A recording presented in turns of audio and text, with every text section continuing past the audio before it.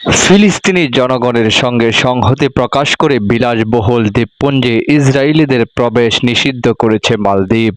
এ বিষয়ে মঙ্গলবার পার্লামেন্টে একটি আইন অনুমোদিত হয়। তারপর তাতে স্বাক্ষর করেন প্রেসিডেন্ট মোহাম্মদ মাইজু। ফলে এটি এখন আইনে পরিণত হলো। এর ফলে ইসরায়েলি পাসপোর্টধারী কোনো ব্যক্তি মালদ্বীপে প্রবেশ করতে পারবেন না। প্রেসিডেন্টের কার্যালয় থেকে বিবৃতিতে বলা হয়েছে, এই অনুমোদন ফিলিস্তিনি জনগণের বিরুদ্ধে ইসরায়েলের অব্যাহত নৃশংসতা এবং গণহত্যার বিরুদ্ধে মালদ্বীপ সরকারের দৃঢ় অবস্থানকে প্রতিফলিত করে। বিবৃতিতে আরও বলা হয়, মালদ্বীপ ফিলিস্তিনিদের প্রতি তার দৃঢ় সংহতি পুনর্ব্যক্ত করে। বার্তা সংস্থা এএফপিকে উদ্ধৃত করে এ খবর দিয়েছে অনলাইন টাইমস অব ইসরায়েল।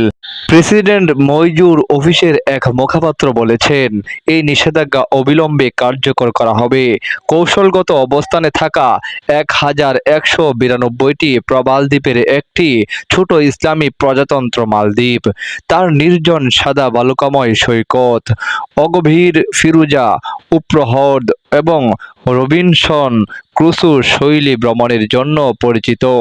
সরকারি তথ্য অনুসারে ফেব্রুয়ারিতে মাত্র 59 জন ইসরায়েলি পর্যটক এই দ্বীপপুঞ্জে ভ্রমণ করেন।